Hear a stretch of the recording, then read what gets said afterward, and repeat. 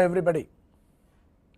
In our series of lectures on basic electronics, learning by doing, let us move on to the next. But before we do that, as usual, let us try to recapitulate what we did during the previous lecture. You might recall in the previous lecture we discussed about the active filters using operational amplifiers. We discussed about 4 different types of filters: the low pass filter, the high pass filter, the band pass filter, and the band stop filter. So that almost brings us to the end of the different application circuits on operational amplifiers that we have been discussing for quite some time. Now I want to go in this lecture into a new device which we have not discussed, one of the very important semiconductor device, which is called the UNI-JUNCTION transistor. You are already familiar, we have discussed in our earlier lectures about the bipolar junction transistor, where you have 2 junctions, the emitter base junction and the collector base junction. So this is called a bipolar junction transistor because the conduction also is bipolar in those transistors. The conduction contribution comes from both the holes and the electrons, as we discussed. Now in this lecture I want to talk to you about a new device which is called the UNI-JUNCTION transistor. This UNI-JUNCTION transistor is very useful in several applications, including oscillators and things like that, and the construction, as you can see on the screen, is a very simple device. You have an N channel, you have an N type semiconductor which I call N channel, and you have a small region of the P type of semiconductor which I call here P plus. The P plus here means it is heavily doped P region, that is what it means when I say P plus, because P itself is positive. P plus means highly doped P region. So you have an N region and a small region at which the P is doped, P type of semiconductor is formed, and that P region is having one terminal which is called the emitter, and the block of semiconductor, N type semiconductor, which I call channel, has got 2 leads, B1 and B2. These are called the bases. So that is why it is called a double base diode. It is like a double base diode, a diode with 2 bases, consists of a bar of lightly doped N type silicon with a small piece of heavily doped P type material joined to the side. So that is basically the construction. The device has got a unique characteristics. Usually when the characteristics show a negative resistance region, it becomes very useful in oscillators and all that. So this is one device which also shows a negative resistance region in its characteristics. We will discuss that. So when it is triggered, the emitter current increases regeneratively until it is limited by the emitter power supply. That is a basic characteristic of this device. Due to these characteristics, the UNI-JUNCTION transistor can be employed in variety of applications like switching, pulse generator, sawtooth generator, etc. We will also see some application circuits based on this device. So the figure, if you look at the figure, the N type semiconductor is a basic resistor. Depending upon the doping level, it will act like a resistance. So that is why if I see here, I have shown a resistance here inside this box which characterize the N type semiconductor, and you have a diode here. So this diode is basically the diode corresponding to the P and the N junction formed at the tip there at the end near the emitter. So that is what is shown here in the form of a diode. So you have right across the place where the diode junction is formed, I can have that as a point which is differentiating the 2 parts of the channel. So that upper part has got some resistance magnitude called RB2, the lower part calls RB1. You can also see that I have shown an arrow at the bottom which shows that this is a variable part. This resistance is going to change during the operation of the device. So this is basically what you would have in the device, and the resistance of the silicon bar for a low doping will be what is called the interbase resistance RBB. The resistance between the two base terminals B1 and B2 is what is called RBB, which is nothing but the interbase resistance corresponding to the N type semiconductor that we have.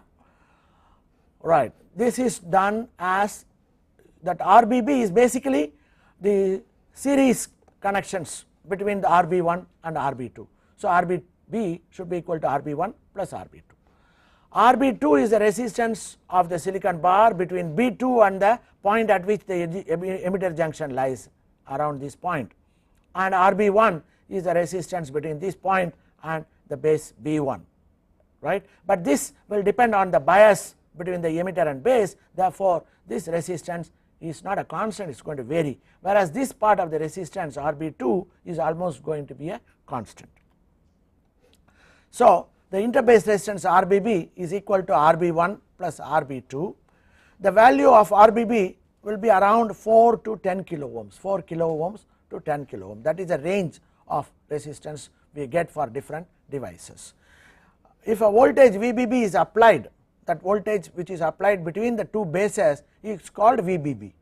This voltage, when it is applied between the bases with the emitter open, this voltage will be divided by RB1 and RB2. So, at the midpoint you will have a voltage which is corresponding to the values of RB1 and RB2. So, what will be that voltage? That is the voltage which is coming across the resistance RB1. So, that will be V1 if I call it, it will be equal to, you know what the potential divider will do, RB1 divided by RB1 plus RB2 times VBB. These are very well known things. So, VBB divided by RB1 RB2 gives the total current, current multiplied by resistance RB1 gives me the voltage developed across RB1, and therefore, that will be the V1 voltage I call. So, the ratio of V1 by VBB, if I bring it, that will be proportional to RB1 divided by RB1 plus RB2 from this equation. So, this ratio is called the intrinsic standoff ratio. The RB1 plus divided by RB1 plus RB2 is called the intrinsic standoff ratio of the UJT, Uni-Junction Transistor, and is represented by a Greek letter eta. So, I am showing here the character eta. So, eta is equal to RB1 plus RB1 plus RB2. The value of eta usually will be again 0.5 to 0.8. That means what?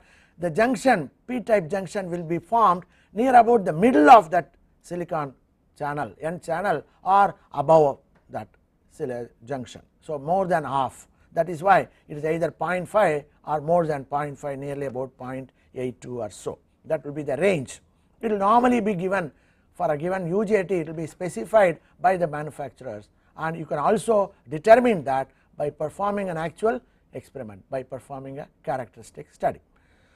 So, the voltage across RB1 therefore will be eta times VBB, that is a voltage that is across RB1, or that is a voltage that will be connected to the N side of the diode. You have a diode there between the P plus and the N, and right across the junction what will be the voltage? That is not the voltage at the bottom B1 or B2, but it is something in between, and that is provided by eta times VBB.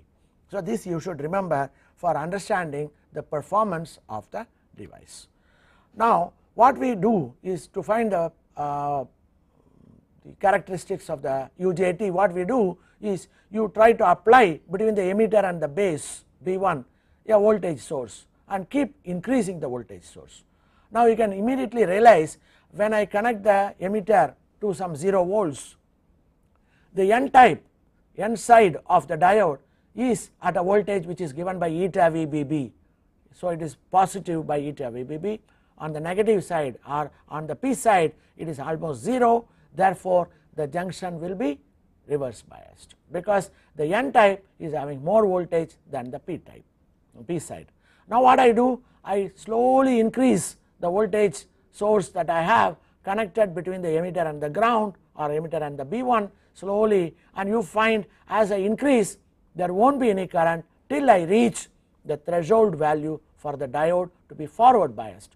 If this is a silicon diode, we all know it is a silicon device, and therefore, you would find you have to have the voltage on the P side 0.7 volts more than what is the voltage on the other side of the diode. We know the other side of the diode, the voltage is eta VBB. Therefore, unless I raise the voltage at the emitter point by a value equal to eta times VBB plus 0.7, the diode can never be forward biased. Once that happens, the device is suddenly forward biased. Therefore, there will be a lot of holes and electrons exchange at the junction, and that is the reason why the RB1 suddenly changes, because there is conduction now, and that will change the characteristics. So, you would see how it is. Therefore, the characteristics of this ultimately should look resemble almost like the diode characteristics till this switching happens. Beyond that switching happens, it almost resembles a diode. So, it will be like a diode. Right. Now, I wanted to show it to you the equivalent circuit of the device. You can see the RB1 and RB2 here are shown, and the diode is shown. So, this part forms the actual equivalent circuit of the uni-junction transistor. This power supply is called the VBB, and the power supply on the left side, which is connected between the emitter and B1, is called the VEB power supply. So, now I want to show you the circuit symbol for the uni-junction transistor. Circuit symbol, some of you who might know, looks very similar to a field effect transistor, except that in a field effect transistor the gate will be straight here, but in this case you find the emitter, it is not called the gate here, it is called the emitter, and the emitter shows a slant when it comes to the FET symbol. So, you have a small break here, and this is corresponding to the UJT, and you also remember that terminals are different here in the UJT. It is called B1, B2, the two bases and the emitter, whereas in FET you will call it source, drain and gate. So, their designations are different, the terminal designations. The corresponding one of the typical example is 2N2646 FET, which what we will be using in our demonstration, has got the pin diagram like this. You have a tab, this is a metal can, it is a bottom view of the metal can, you have a small tab here, small projection, and this first terminal, which is on this side of the projection at the bottom view, is called the base 2, and the one which is coming immediately after the projection or the tab is called the emitter, and the third one is called the base 1. So, it is a base 2, emitter and base 1 with reference to the tab. This is the way to designate, and this you should remember is a bottom view of the UJT. So, having seen the UJT symbol and the UJT symbol and the pin associations, now let us directly go for the characteristics of the UJT.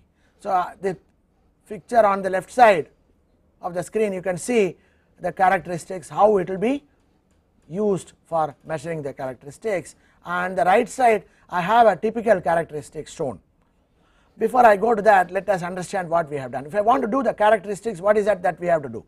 You connect a power supply VBB, and you always want to monitor the VB, the voltage between the two bases, between the base and the ground. The ground is connected to B1, and therefore this voltage is called VB, and we also want to monitor the emitter current, and therefore I put a current meter in series with the emitter line, and I put a resistor here for protecting the emitter base junction, because once the forward bias, the current will be very large and that should be limited. Therefore, I use the emitter resistance RE here, and the voltage source here is called the VE, and the VE actually this line should come at the emitter line at this point or at this point. So, that is the voltage I want to measure. What is the actual voltage applied across the emitter and the base of the UJT is what I want, and so you will have to now draw a graph between VE, the x axis is called emitter voltage, the y axis is called emitter current. So, I draw a graph between VE and IE for different VB or VBB. This is for one typical VB I have shown. You find because the diode between the P and the N type channel of the UJT is always reverse biased till I reach a threshold voltage. And what is a threshold voltage? Right across this diode, the voltage on the N side will be eta VBB, and therefore I must increase this voltage more than eta VBB by 0.7 for this diode to conduct, and therefore eta VBB plus 0.7 will be approximately the threshold voltage up to which the diode is reverse biased.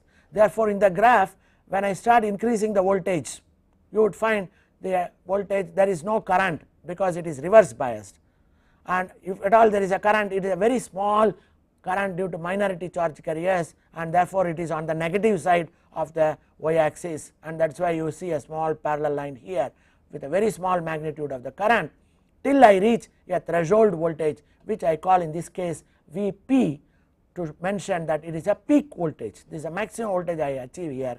So till this maximum voltage I have already explained to you is going to be eta times VBB plus 0.7. Once that happens, the diode is forward biased, immediately large carriers are exchanged, and therefore the resistance comes down, the RB1 resistance falls, and therefore the current suddenly increases, but the voltage drops, and then it stabilizes beyond some point, and this voltage where it is the minimum is called the valley point, valley voltage VV, valley voltage. This is called a V peak and this is called V valley. Then you find after that it is only a normal forward biased diode, and therefore the yellow line that I have shown here corresponds to normal diode with a voltage here about 0.6 for silicon, and therefore you find this matches with the rest of the time, it matches the diode characteristics. So the difference comes only at the initial stages, where initially it is reverse biased till it reaches a threshold value eta VBB 0.7, which is called the peak voltage. Once you exceed the peak voltage, the emitter voltage drops and emitter current increases slightly, and beyond some point you find beyond the valley point the almost resembles the normal diode characteristics. So this is the characteristics of the UJT.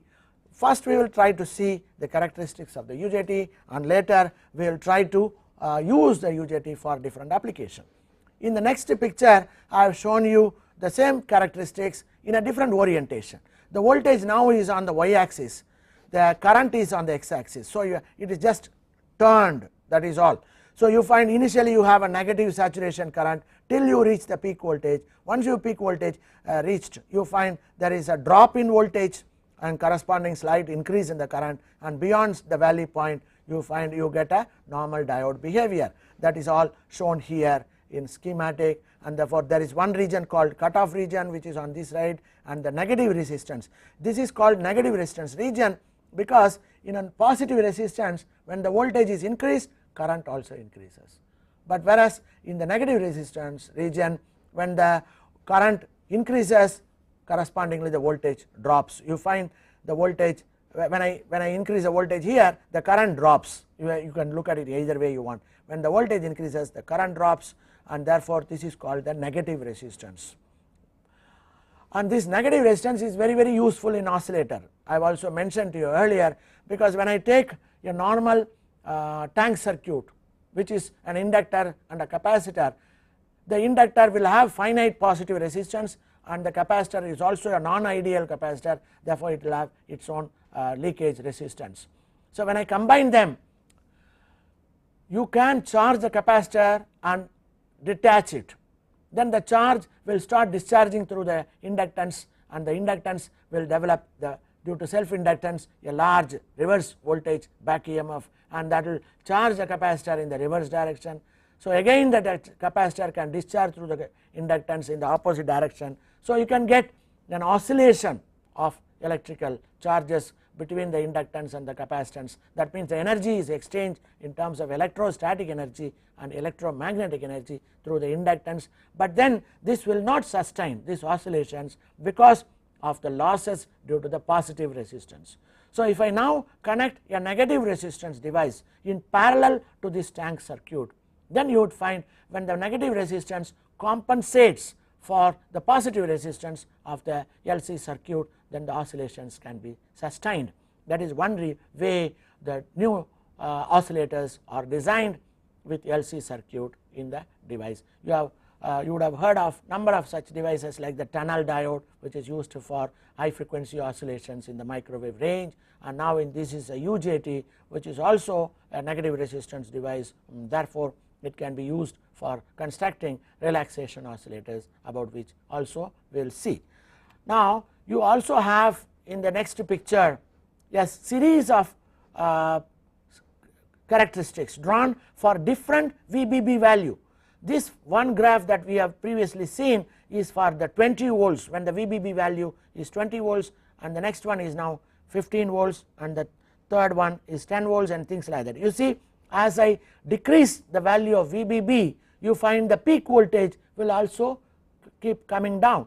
So that is, this point is the peak voltage here, and this is the peak voltage. So the peak voltage keeps coming down, because peak voltage depends on eta times VBB. So it is proportional to VBB. When I decrease a VBB, naturally the peak voltage will also come down.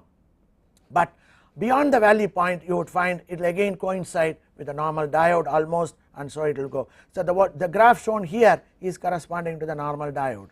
So it almost reaches the characteristics of the normal diode. That is what I want to show to you, and you see here the cutoff region, the negative resistance region, and finally the saturation region, beyond which the current becomes almost independent of the voltage that you apply.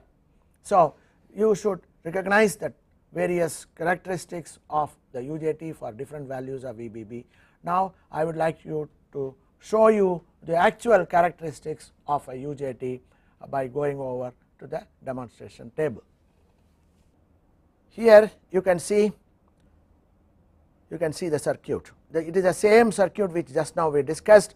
You have the current meter here for measuring the IE, the emitter current, and you have a voltmeter connected between the emitter junction and the ground, which will measure the VE. So we are going to draw a graph between VE and IE. This resistance is basically for safety, to protect the diode and at the junction, and then you have the two bases B1 and B2, and I have put two resistors here. One is about 50 ohms or 33 ohms, the other one is about 1 kilo ohms. It can be still smaller, they will only reduce the total current. So I have a 5 volts power supply. The VBB that I am going to now try is with about 5 volts, and with keeping this 5 volts constant, I am going to vary the VEB voltage from some 0 to some 3 or 4 volts, and let us see what happens at the ammeter and the voltmeter. This ammeter, now before I go to the ammeter, you can see the UJT here, the metal can, the very small one, and you have a tab. I do not know whether you can see the tab, very small tab is on this side, and with reference to the tab, the base 1, base 2 and the emitter are understood, and that wiring is done. So this is the base 2, this is the base 1, and this is the emitter side. This is the resistor 1K that I have shown here, and I have connected this meter, this is the analog meter, which is 0 to 10 milliampere for measuring the IE. This is the IE current that is being measured using this, and you want also the VE. This is the VE. I will put it into voltmeter range, right. So this measures the voltage between these 2 points. So you can see the red line goes to this meter and the black line goes to both of them go to this meter, and therefore this is for the VE, okay. And then you have another multimeter here, right. You have another multimeter here that is connected between these 2 points, and I must perhaps we have to the VBB voltage is actually 5 volts, that is drawn from this 5 volts power supply, okay. The 2 lines, these 2 lines are connected to the 5 volts output of this power supply, and I have a 0 to 30 volts power supply here, which I am going to use as my VE, right. So now what I am going to do is I am going to increase the VE voltage. I want you to look at the current meter as I increase the voltage.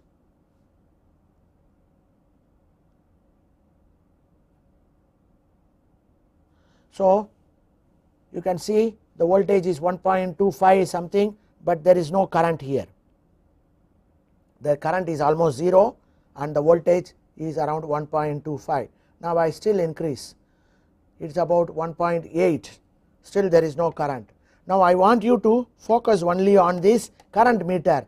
I keep increasing, I am telling you, and then 1.2 volts now, 2.2 volts, you only concentrate on the meter, 2.3, 2.4, 2.5, 2.7, 3.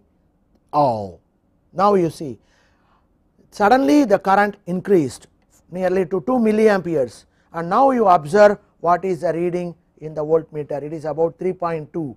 So when VE comes to around 3.2, suddenly there is a current in the current meter. So that means the UJT is triggered, the threshold voltage has been crossed. So the threshold voltage should be around 3.2 volts. So eta times 5 volts, which is the VBB, plus 0.7 volts is what we get as 3.2 volts. If I further increase the voltage, what happens to the current? If I now you see the current keeps increasing when I increase the voltage, till I come to 3.2 volts there was no current. Suddenly at 3.2 volts it became 2 milliamperes. Now if I keep increasing the voltage, the current also slowly increases like a normal diode behavior. So beyond 2 milliamperes it behaves like a normal diode. When I will do once more, I will bring it back to 0 below the threshold point. Now you can see the voltmeter reads 0.22, that means 220 millivolts or so, right. This is 223 millivolts. Now I am going to increase the voltage once more. I want you to see this meter, and you find till I come to around 3 volts the current is not increasing at all. When I just cross 3 volts, now it is 2.8, 2.9, 3, 3.1, so 3.2, just around 3.2 when I exceed, you find this multimeter, this current meter showed a sudden jump from 0 to 2 milliamperes. That means this RB1 which is inside is now different, the resistance has dropped and therefore more current flows, and therefore it comes to 2 milliamperes. And now beyond this, if I increase the voltage, the voltage will continuously increase. I want you to look at the multimeter also. Now the reading is 3.2 volts. So if I increase the voltage 3.6, 3.7, etc., there is a corresponding increase in the current meter, and therefore this behaves like a normal diode. So one can draw carefully for different voltages what is the current. Till you get 3.2, you can say for example in steps of 0.5, 0.5, 1, 1.5, 2, 2.5, like that you can go till you get to 3, no current is flowing. So 0, it is along the x axis. Once you cross 3.2, suddenly you find you are in 2 milliampere. So from 3.2 to 2 milliampere you have to connect a line, and beyond 3.2 the 2 milliampere current increases slowly, and therefore you get a current which is increasing with voltage, therefore it becomes like a more normal diode. So you saw in the actual experiment that the current is almost 0 till you reach some value which is 3.2 in our case when the demonstration, and beyond that you got only a current corresponding to 2 milliamperes here. So you have to draw from this point to this point a straight line, because you do not know it was a quick sudden change. So this variation is sudden, and this is the negative resistance region, and beyond that it goes in a normal scheme like I have shown in this kind. So it is 0, and then beyond Vp suddenly it comes to 2 milliamperes, and beyond that when you for small changes in voltage there is a large variation in the current, so it becomes more like a diode. So the yellow line is corresponding to the normal diode, and the white line that you see is corresponding to the characteristics of the UJT. So we have now seen the characteristics of UJT. Then what is it that we can use it for? What are the application circuits that we can try to use UJT for? I am going to talk about a relaxation oscillator using UJT. You have already seen relaxation oscillators using different devices. For example, you have used basic transistors to form the bistable and astable multivibrators. They are also some kind of relaxation oscillators, because you find the two transistors are not working all the time. They relax for some time and they conduct for some time. alternately, and therefore it is called a relaxation oscillator. In all relaxation oscillator you would find there will be a time constant involved, an RC circuit involved. So in this UJT relaxation also you will have an RC circuit. You may also recall in the case of operational amplifier we had a relaxation oscillator, right, and here I have shown you the circuit of a relaxation oscillator. I have played a very simple trick here. What is that I have done? I have used an R and a C at the emitter circuit from the same VBB I have connected, and the midpoint of the RC I have connected to the emitter. So you have the same two resistors here at the RB1 and RB2 connected externally, and you have an RE and you have a C. So this RE can also be a variable resistor.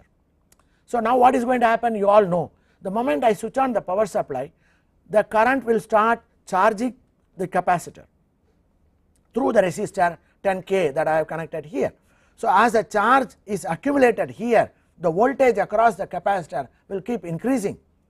So initially the UJT is reverse biased, because this voltage at this point will be much less than the voltage corresponding to the eta VBB that you have across the diode, and therefore when the charge accumulates on the capacitor, the voltage at this point keeps increasing exponentially, and when it reaches the threshold value Vp, which is eta VBB plus 0.7, you would find suddenly the diode will be forward biased, the UJT will be triggered, and the UJT between the emitter and the base 1 will be conducting, and so the entire charge will be discharged through that. Once it is discharged, the capacitor becomes empty, so the charging can start all over again, and the voltage will become less, and the diode is again reverse biased, and so the accumulation of the charges will start. So you find the graph will be an exponential growth of the voltage till it reaches Vp, and once it reaches Vp it suddenly discharges because the UJT starts conducting and it becomes 0, again the charging starts, and so you get something like a sawtooth wave at the end of the capacitor. So the Vc voltage which is shown here schematically will be a sawtooth wave depending upon the RC time constant. Here it is shown slightly curved because it depends on the time constant. If I increase the value of R, you would find I can make it much more straighter, and so it will resemble more like a sawtooth. Then what will happen if I monitor the voltage at this point across the base? I have resistor and then do. Now you would find whenever the capacitor discharges, there will be a large current flowing through the UJT and this 250 ohms resistor, and therefore there will be a sudden pulse coming over here. Once it is discharged, again the diode will be reverse biased, and therefore the current will be 0, and therefore you will get 0 volts. When the next discharge happens, again there will be a spike or a pulse, and then you will have a 0. So in this place you will get a series of pulses every time the UJT conducts suddenly, and these pulses can be used for triggering other devices like the silicon control rectifier, etc., which we will discuss in the next lecture perhaps.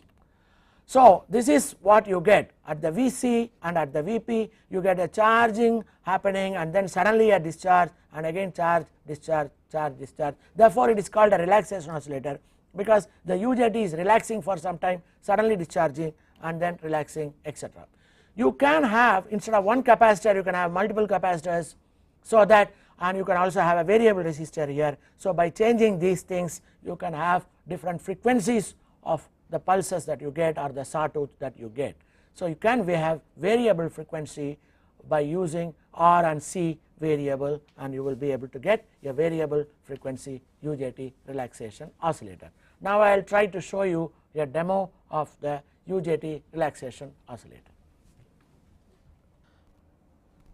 Now I want you to look at the relaxation oscillator circuit, which is shown here, exactly the same as what I showed you. I have a variable resistor which is a 10K resistor here, in this case you can see the 10K resistor, and then you have a capacitor 0.1 microfarad, and this is a UJT 2N2646, and you have a resistor here, another base resistor, and the applied voltage is 5 volts.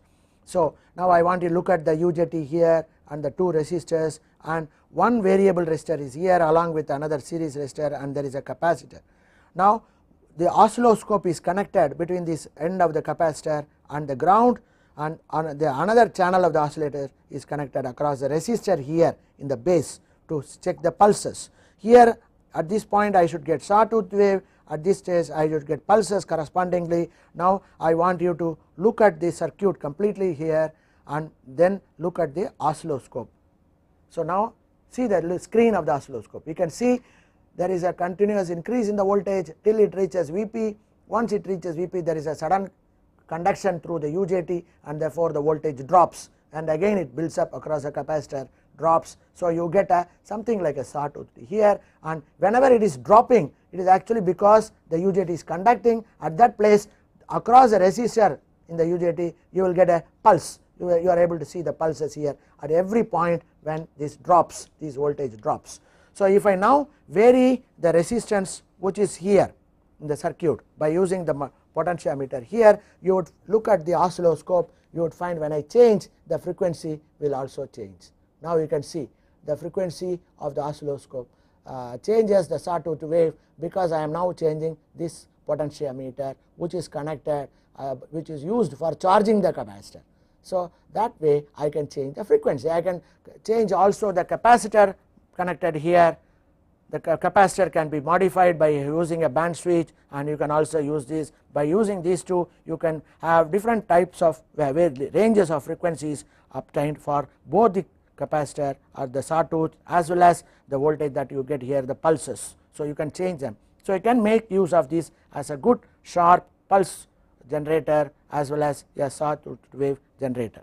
So we saw the demonstration of the relaxation oscillator using the simple UJT. Now I want you to also look at another very interesting nice example of how UJT can be used in a practical situation. So I am going to talk to you about a diode pump. You already know about the cycle pump where you use it for inflating the cycle, and this diode pump is using the charge can be pushed by using the diode pump, and as the name suggests, it has only some diodes. Now I want you to see the picture on the screen. The diode pump is nothing but two capacitors C1 and C2 and two diodes D1 and D2 connected in this form. So you have a diode connected D1 to this capacitor C1, and from there you have another diode D2 connecting to the C2, and so this is what I call a diode pump.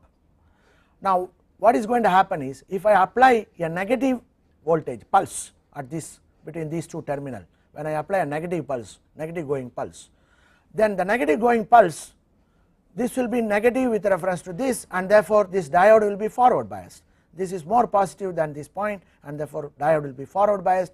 When the forward biased diode, if I assume ideal diode, the entire voltage will then charge the capacitor. If the peak voltage of this pulse is Vp minus Vp, that Vp will charge the capacitor, therefore the capacitor will have plus on this side, minus on this side. So this will have a voltage which is corresponding to Vp here.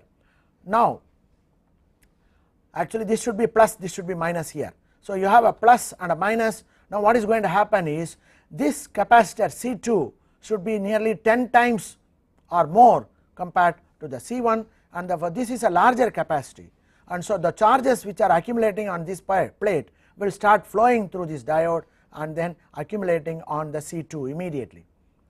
So when the next pulse comes, once more you have the charges flowing through this and charging this C1, and immediately C1 is trying to push all the charges through this diode to the C2 because C2 has got larger capacity, and so you would find slowly every pulse will charge this and then go here, like the suction of a pump and the exhaust. So you would take the air from outside and push it into the tire.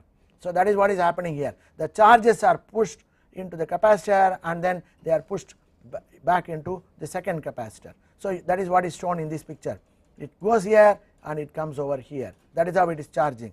So what is going to happen is, when I get a negative voltage, this voltage here will keep increasing continuously. Every time the step by one step corresponding to the Vp that we have here and the capacitor, you will get a staircase coming over here.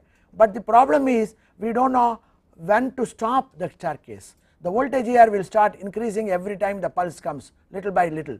then I must try to put it such that beyond some point it will again discharge, so that the staircase can start all over again.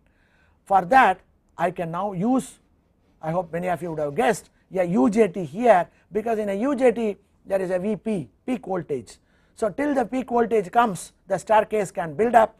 Once the peak voltage comes, it immediately makes the UJT conduct, and therefore discharges this capacitor, and therefore the staircase is brought to 0, and again the whole staircase can start building up once more.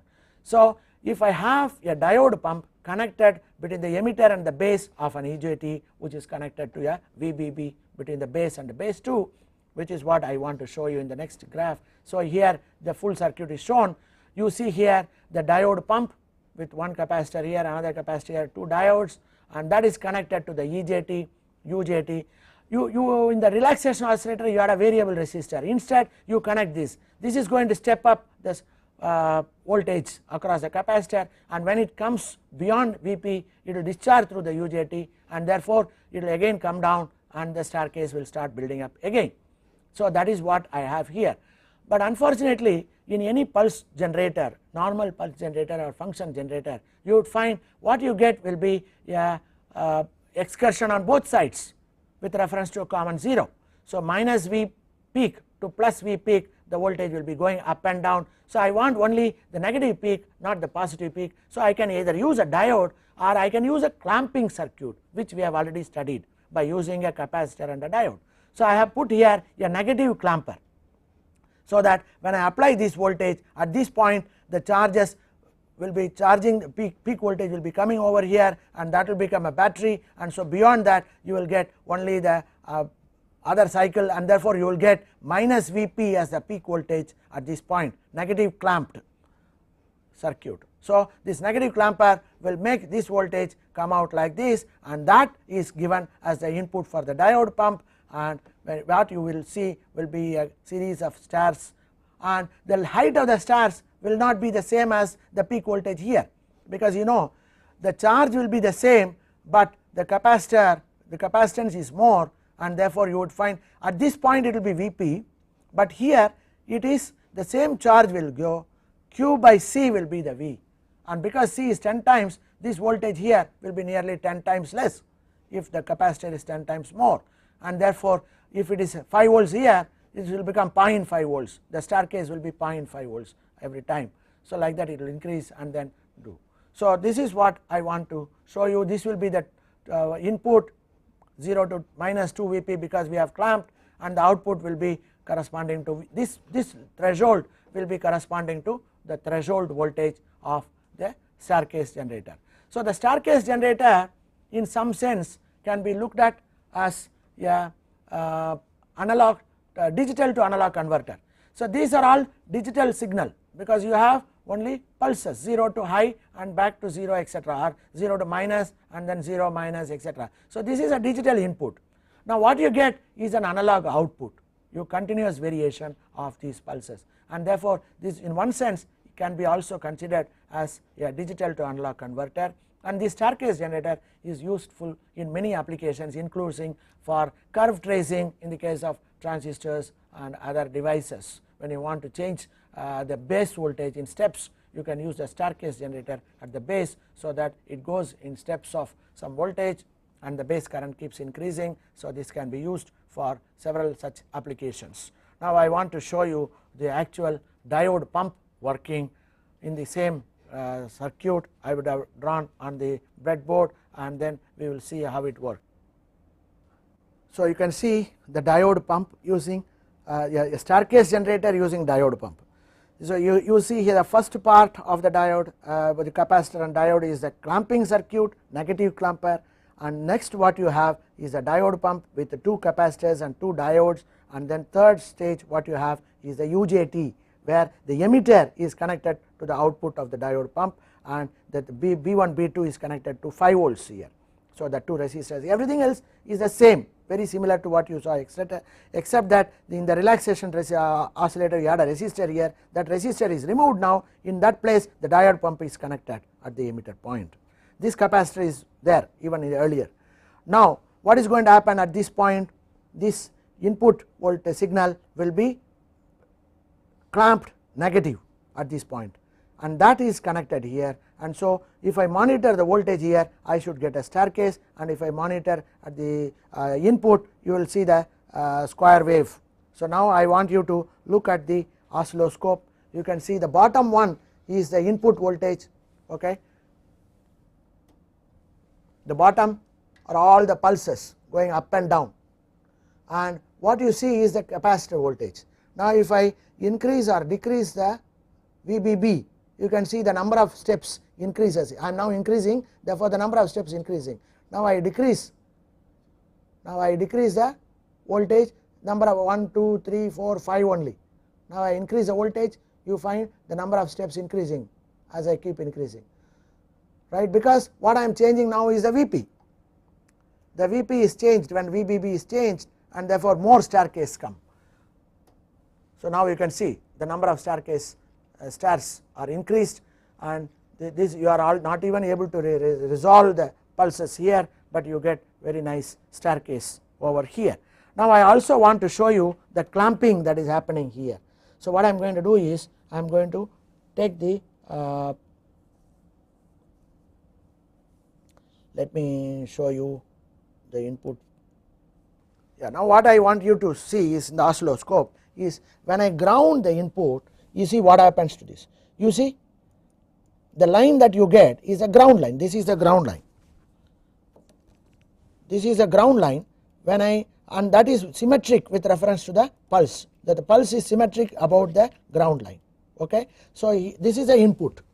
Now what I do is I take the input from there, I want to monitor after the negative clamping. Now what I have done is the input is given here from the function generator, and immediately that input is also monitored at one channel of the oscilloscope, and after the clamping circuit, one capacitor and diode, I have taken the output, and that also is being monitored in the oscilloscope. So in the oscilloscope I have two signals, one is corresponding to the input, the other one corresponds to the output after the clamping. Now I want to show you how to test the clamping. For example, if I now connect this, the ground point, if I ground the input, immediately you see in this case the ground is symmetric with reference to the pulse, both sides of the pulse you have. Whereas if I take after the clamping, if I make it ground, you see where the ground is. Ground is at the top, the rest of the pulse is at the bottom. That means this entire thing has been, the DC part has been shifted to this end. So that is what we mean by clamping circuit. We have seen it also in clamping circuit, and in this case it is symmetric, whereas in the other case it is at the top, right. For this you should remember that the two input will have to be DC coupled, not AC coupled. If it is an AC coupled, again you will get the symmetric line only. So you must try to make it first DC coupled, that means there is no capacitor at the input, and then you try to ground, you will find the line comes here, that means it is negatively clamped, and then it is ready for giving to the diode pump, and what else you have is a diode pump, and then output is connected to the UJT. We have already seen that we get a staircase. So the height of the staircase can be increased by increasing VBB, the voltage here corresponding to VBB. We have applied only very low voltage, and with that we were able to get this 3 volts is the voltage that we applied to VBB, as well as and if I increase it, you will get number of steps more, and if I decrease it, I will get number of steps less. The other way to do that is I can also increase the amplitude of the function generator. If I increase the amplitude of the function generator, I am increasing the height of the steps, individual steps, and therefore I will get less number of steps. If I decrease the amplitude here, I will get less number, and I can also change the frequency here. When I change the frequency, that also will change the number of steps in some sense. So the voltage VBB, when I change, I am actually changing the threshold voltage corresponding to UJT, and therefore the number of steps is altered by altering the threshold voltage. When I change the amplitude of the function generator, I am changing also the number of steps by changing the step height. So they are different. The step height will vary by this, and the number of steps will vary by changing the VBB. That is what I want you to recognize. What we saw now is a very simple circuit for generating a step of a staircase output wave, staircase wave, where you have the number of steps in the staircase as well as the height of the staircase can be very easily modified by using the function generator amplitude variation as well as the VBB voltage variation at the DC supply. So this staircase I already mentioned to you can be used for different applications. Already I mentioned that this is also a digital to analog converter in one sense, and this one simple application which perhaps you can all try is to use this staircase voltage to the base of a transistor and give this input square wave to the collector and the emitter of the same transistor, and then if you monitor on the XY ranges of the oscilloscope, you would find for every one step there will be a pulse between the emitter and the collector. So there will be a sweep of that voltage, and so you increase the base voltage, you apply a large voltage on the emitter collector, then you apply another increased step of base voltage and you sweep the collector emitter voltage. You keep on doing this regular intervals, you would find on the oscilloscope you will see the complete family of output characteristics for different base currents.